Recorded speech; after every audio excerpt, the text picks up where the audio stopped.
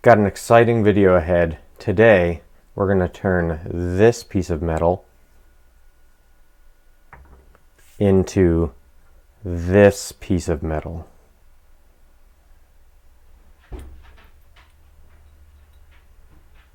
What, that's not exciting enough for you? You're the one that clicked this video.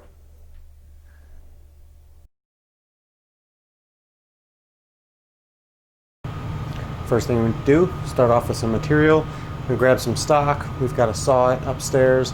I'll show you my chop saw, and metal chop saw. The thing is amazing. It's absolutely invaluable if you're going to be working with metal. And then we'll bring it back down here, prep the stock, and we'll get going at machining these brackets.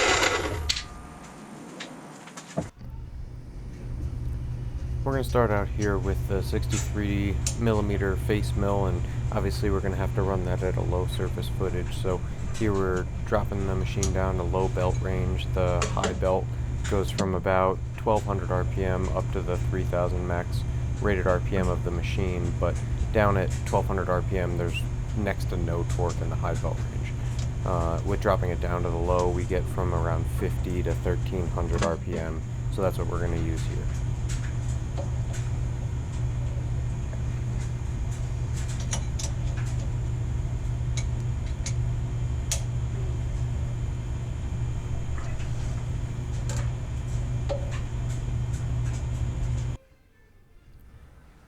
With the machine in low belt range, we're just going to set this stock in the M-lock vise. I'm showing you here placing a piece of raw stock into the vise here and setting that up as a single station vise. I did play around with a few different torque values so I could figure out what holding power this machine has what holding power the vise has. In this operation, it obviously doesn't matter. That part is deep in the jaws and you could barely hold on to it, and this face mill wouldn't. There's not a lot of upward forces on a face mill, so it's not that big of a deal. But we're setting to 50 foot-pounds here on the torque wrench just so I could try out a few things, and that obviously worked well in this case, and it's worked well for the firearm slides that I've used.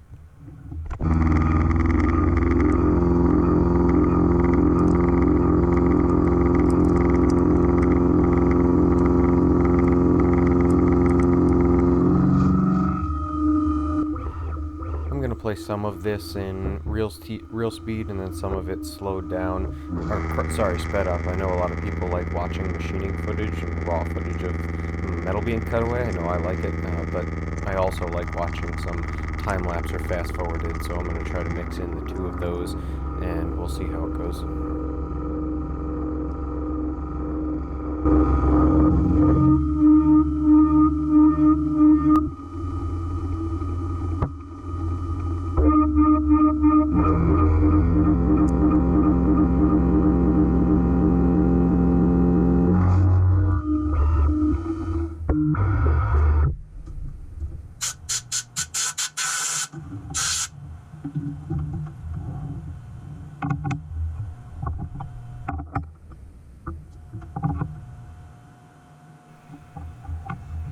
Just flipping the stock over now. That last cut, that 50,000th deep at 8 inches a minute, that's a very, I'll say conservative, but something I'd be comfortable running continuously in this steel and not being concerned about, chipping an insert or having any part pull out or anything like that. So that's my go-to facing operation for steel this wide that I've worked up with this mill. You'll see I'll push it quite a bit harder, actually double that in the end here, and it doesn't work out as great as I'd hope, but it's just, I like getting a starting point and working my way up to, I'll say, a failure point, but I don't always fail. I don't want to wait and chip inserts or ruin the tram on the head every time I'm trying a recipe, but that's something that I like to play with when I'm making parts, and this is a good example of that, where this part isn't really that crucial and I could have made a ton of mistakes and the part would be functional. That's a great part if it's for yourself to just practice on, and I don't want to say play around, but practice different speeds and feeds so you can learn them more intuitively rather than having to read GWizard and it'll tell you what speeds and feeds to use. You can learn to hear the cut and decide when you can raise the depth and raise the speed, and that's what I like to do on parts like this that are not super critical.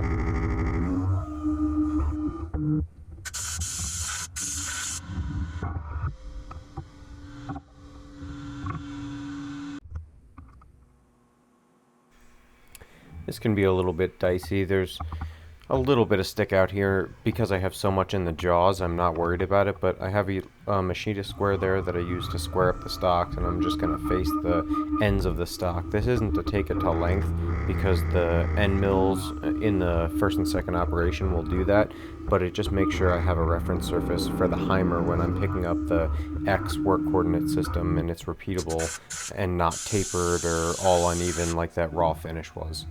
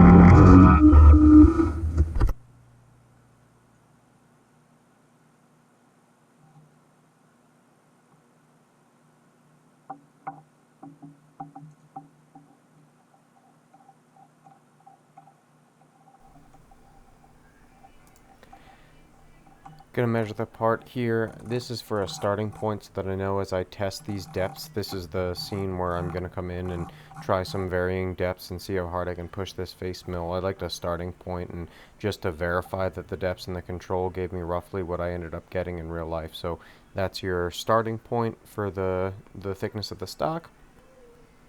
And I'm going to come through on this first depth here. This is the, I don't know why I jumped straight to this, but this is 100 thousandths depth of cut, 0.0999, I'm actually pretty sure is what it might out to be, but 100 thousandths depth, and this is too much for this machine. I don't want to say too much for the rigidity of the machine, it's really too much for that spindle motor. Once we upgrade to the 5 horsepower motor, I think I can take this cut fairly easily, because the surface finish that you see, or that I ended up seeing, I didn't get close enough for you to see here, but the surface finish was fine. It was really just the spindle bogged down way too much for my comfort, and I chickened out a little bit. So on this next segment here in a couple seconds, I'm going to raise the Z just a little bit and try it again. It ended up not being as much as I wanted to, so I raised it one more time and ended with a 70 thousandths depth of cut that I was comfortable taking on the full face of that. So I would say 100 thousandths way too much for this machine in the current setup.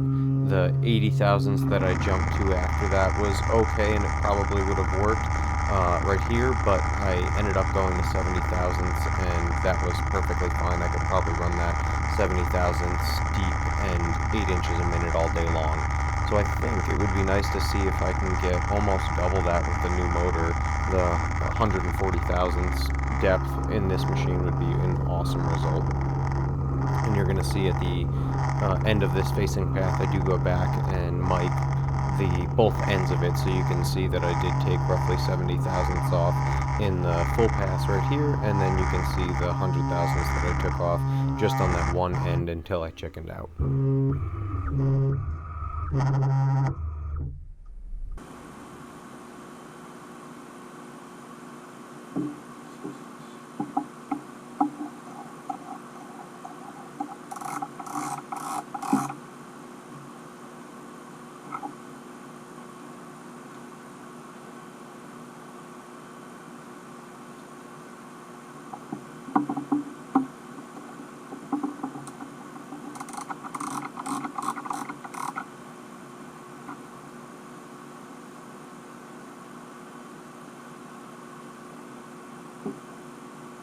Now with the stock prepped and the machine back in the high spindle gear, we're going to go ahead and put our piece in the vise. I have it on higher parallels now. I have to make sure that there's at least about an inch above the top of the jaw. Again, make sure on this M-LOK Duo vise, I have to make sure this wedge is below the surface, because I'm going to get fairly close to the top of this hard jaw.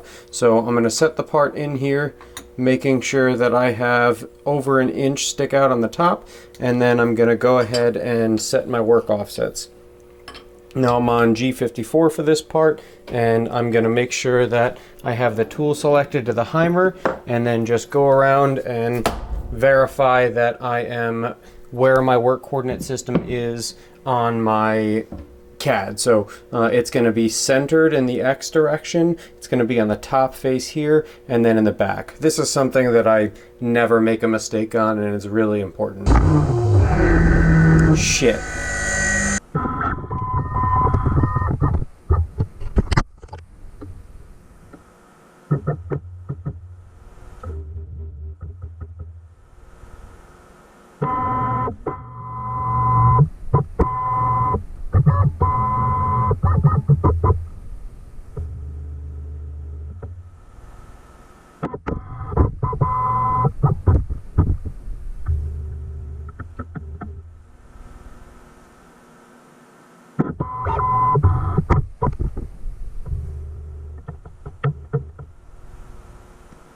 Okay, so now that the part is down to the stock dimension that I wanted, we're gonna start off with an adaptive clearing. This is with a 3/8 inch fire plug rougher, it's called, from Lakeshore Carbide. I absolutely love this tool. I can't wait to push it a little bit harder, or quite a bit harder, once I get the upgrades done. I did this in 2 different operations, and I'll tell you why. So the fire plug rougher that I have has about 0.6 inches or 600 thousandths of flute length, and the total depth that I'm trying to cut here is 0.9 or just under an inch. Now that's perfectly fine because I'm going to take this in multiple passes, and I just stuck the tool out of the holder in inch so that I can make sure the tool holder clears the part.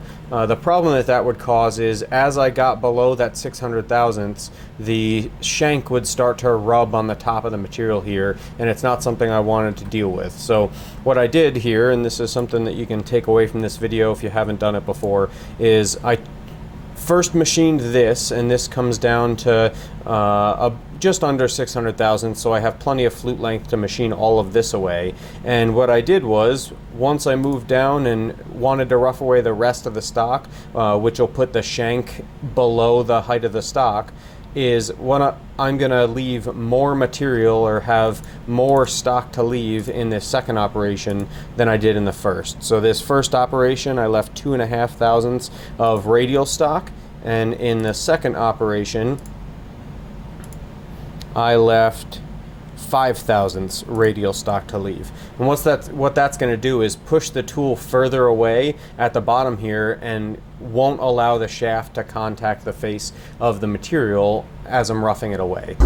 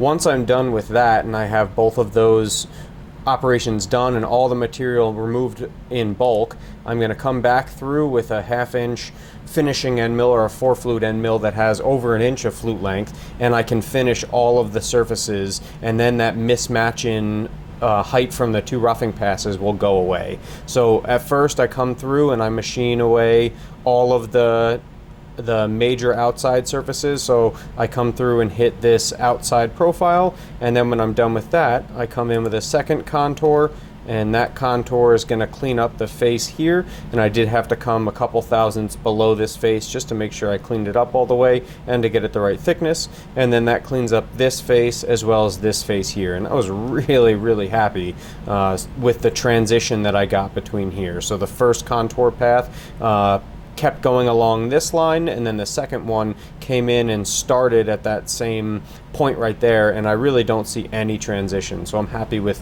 the precision that the PM30 is getting there.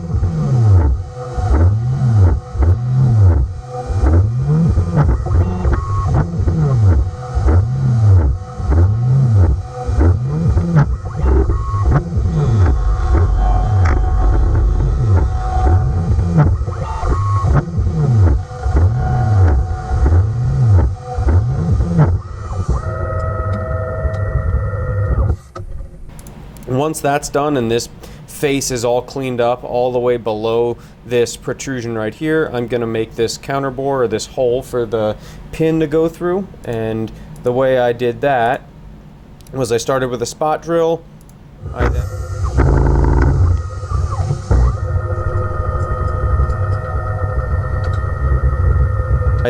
And this is a true spot drill, so I mean, to each his own. If you want to use a center drill and use that as your main spotting drill, then that's fine. Just know that there are reasons why people make spot drills, and you should probably explore that. I'm not going to get into it right now, but the tip angle on this spot drill is 140 degrees, and I'm using a 135-degree drill, which is the proper way to do spotting. From there I come through, and this is just a clearance hole. So this is I actually don't remember the size of the drill. We'll click it, a 9/64 inch carbide drill, and that's going to come through and just poke out the center of this hole.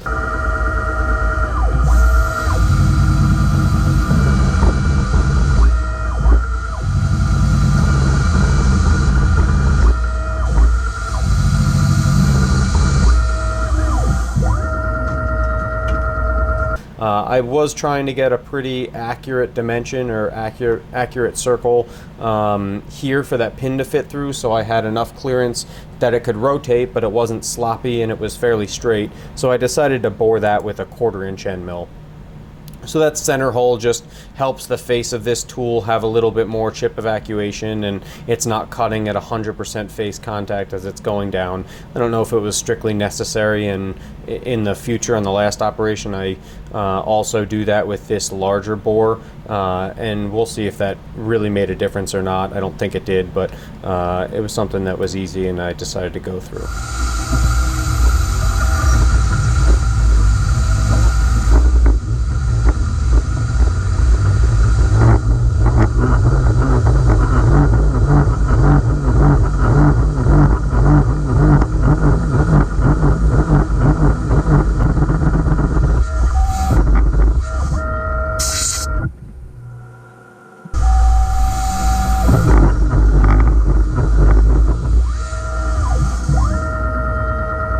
So once this is bored out and all the material is gone, I come back through with a contour, and I did step this out. I'll show some footage here of me coming out with a couple gauge pins and trying to get the fit that I was looking for. I walked that out to where I'm happy, and hopefully this time I can just run it and won't have to do anything else.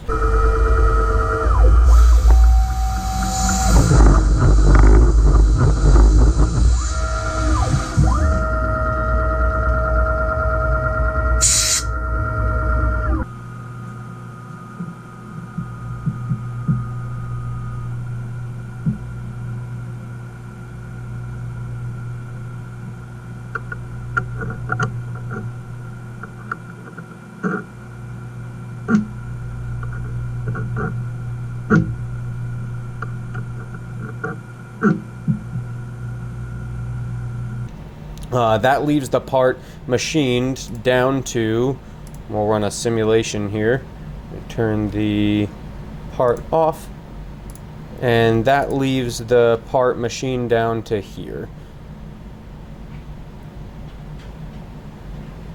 And that's half of the part done. From there, we're gonna flip it over and get it mounted in the M-lock vise in this orientation.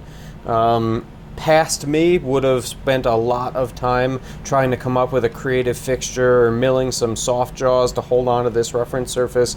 And by past me, I mean I probably would have done that a couple days ago, but I don't have time, and this is, you know, a one and done or two and done part that's really just not worth that much investment. So what I did was I pushed this flat face in the back up against the non-moving jaw, and then I just have 2 points of contact on these two radius here for, turn the model back on these two radius here, and that's all that's going to give me my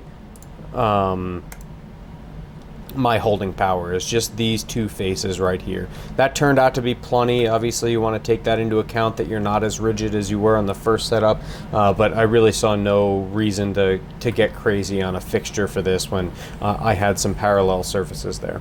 So flip that over, and then it's just a lot more of the same going from there. With Op 1 done, I'm going to come in. Op 2 is going to clear away that material just like I did in the first operation. That will leave a little bit of a step right at the transition. So this fire plug rougher has a corner chamfer on it. It doesn't come to a flat bottom, and that chamfer is going to leave a bit of a protrusion right where the two surfaces or the two operations would meet. That's fine, because the contour, the cleanup pass, is going to perfectly machine that away, and it's just something that you need to be aware of.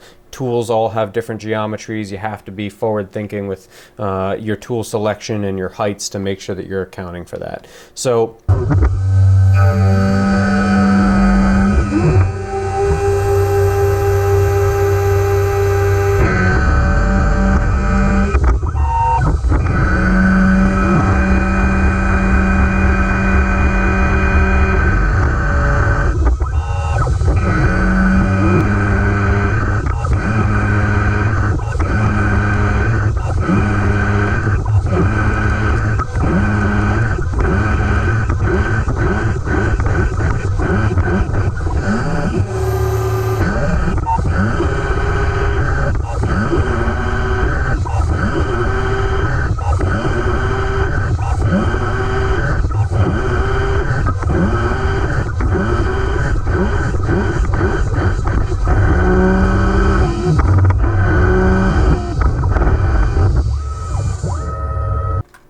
with the 1/2 inch finishing end mill, I came back through and did overlap by the thickness of this web that the pin is going to go through, and that 1/2 inch rougher does a couple things for me on both sides. I forgot to mention the chamfers on the long edge here it takes care of, and then obviously finishes all the dimensions both in the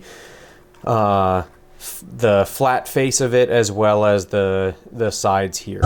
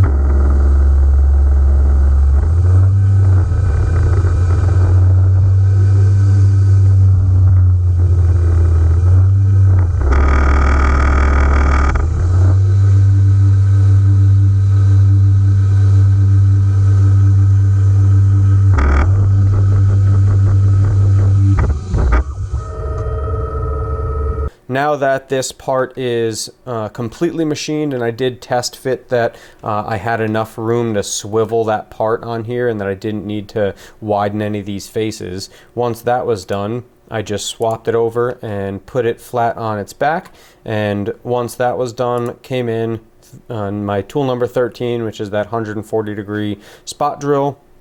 Same 9/64 drill for a clearance hole. The fire plug this time in a boring operation to clear out the majority of that material, and then a 1/4 inch end mill to bring that out to size and get the clearance hole for the 1/2 13 bolt. When I was done with that, a quick chamfer around that hole, and that's really it.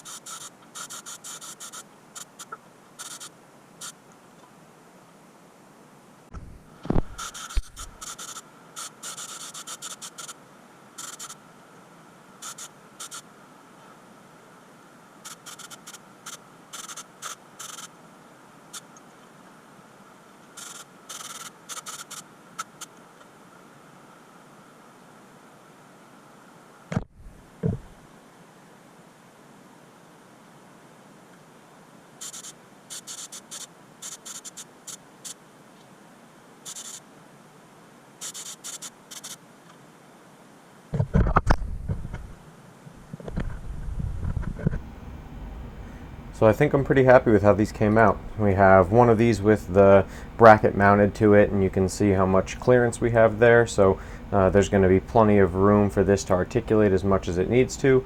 The Cerakote came out as good as can be expected with this. This is a nice pure white. It's really close to a color match on the epoxy paint for that the mill comes with, and you can see the little blooper that we had here on this one. I really don't know that that's ever gonna even show up, and I'll never ever notice it, but I'm really happy with the finished product on these. They're super smooth. They feel like a well-rounded part here. Even though this was a simple part, I did have a lot of fun making them, so that's sort of the important thing, is being able to turn something ugly, a big hunk of steel that doesn't really have much use, into something that's a usable product, is why I got into CNC machining and what still excites me about it today. I didn't mention it before when I was boring out these holes here, but if it looked a little bit loose on the tolerance for this pin in the segment where I was fitting this in there, I forgot to mention that I would be Cerakoting these, and that will add thickness to the part. Based on how I've been spraying and the results that I've measured, I know that an internal diameter will grow, or I should say shrink in diameter, by about 0.02 with a thick coat of Cerakote, about 1,000th for my normal firearm slide Cerakoting. So I accounted for that, and this pin is perfect fit in here. So there's no slop, no wiggle. It really wouldn't matter if there was. I hope you enjoyed that one. I like getting to make some chips and show it off. That face mill got a little hectic there. That almost 100,000th inch or 100,000th depth of cut that I took was definitely pushing this machine to the limits. So if you hang in there, hopefully we'll get to see me remake that cut with a 5 horsepower motor instead of this brushless DC motor that's on there, and I think we can handle 100,000th depth with that 63 millimeter, about 2.5 inch wide face mill, and that's going to be the most exciting thing for this project, is to see from the machine right now where it comes and how much more material removal I can get, and make sure that the surface finishes are holding up, and with all the added weight and moments I'm putting on the machine, that it holds up to the accuracy and the surface finish and rigidity, at least to where it's at now, and we're hoping to make it even better. So stay tuned for the next episode. Is going to be machining the V-sheave right up here. The replacement for this 2-stage pulley is going to be a 3-inch V-sheave that I machine, and I alluded to this in my last video. Sorry, it's hard to see with the spindle light on. We are going to machine that part, or op 1, in the 3-jaw chuck, and then we're going to turn it over, stick it in the spindle, and we're going to machine that part using the Precision Matthews like a lathe. So the part will be spinning, we'll mount a lathe tool in the M-LOK vise, and we're going to turn this into a vertical lathe. So I've never done that before on this machine. I've actually done it once as a test, and it worked fine, and I'm hoping, but I did it manually, I didn't use any cam, so I'm hoping that with some cam, this machine can work as a very small, limited lathe, and that part comes out concentric. So stick by. I may add a couple other aluminum parts to that next video, but we're getting really close to dismantling this machine. I'm going to show you ripping the whole thing apart in future episodes, how to take every component apart, clean it, and fill it with epoxy granite, and then we'll get into rebuilding everything. And when I go from all parts disassembled to the machine back together, I am going to film a simple conversion video. So even if you didn't do all the upgrades and you were just simply converting your Precision Matthews to CNC, that video will tell you everything that you need to know to get up and going,